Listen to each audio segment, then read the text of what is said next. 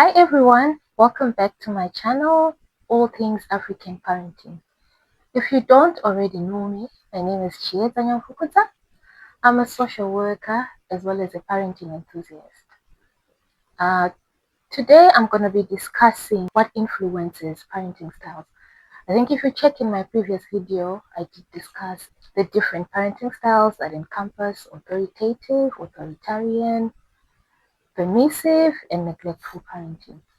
I think parenting styles don't just exist as standalone parenting styles. It's quite important to understand that there are different factors and different influences that influence how people parent, and nobody parents in a vacuum. The three main things I'd like to talk about is culture, religion, and also someone's socio-economic status. All those three things contribute to how somebody parents. So when we talk about the aspect of culture, different cultures value different things. There are certain cultures that value respect, so that will also impact how a parent will parent their own child. If you've got a top-down culture where adults are always right, adults do no wrong, a child always has to submit to an adult, you will find that that also influences even the type of parenting style that parent adopts. Also, when it comes to religious values, I know the different religions, there are Christians, Muslims, Buddhists, and also people who have secular beliefs. So also how somebody parents, it can also be influenced by their religion. So you come to, for example, I'll give an example within Christianity, where parents believe that if you spare the rod, you spoil the child.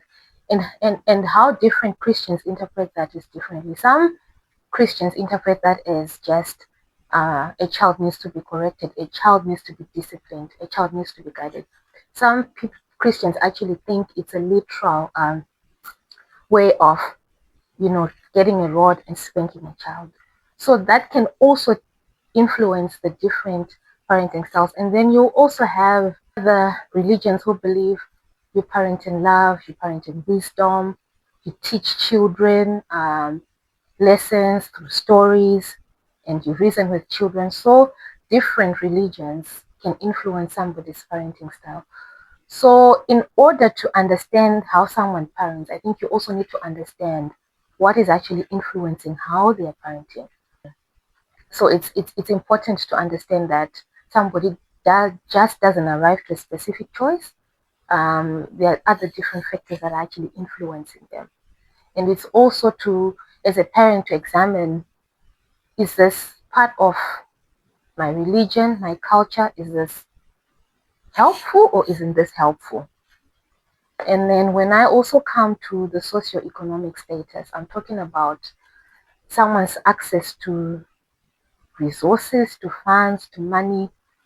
We all know that areas that are poor, or people who are poor, battle with a whole lot of things. Parenting is not easy.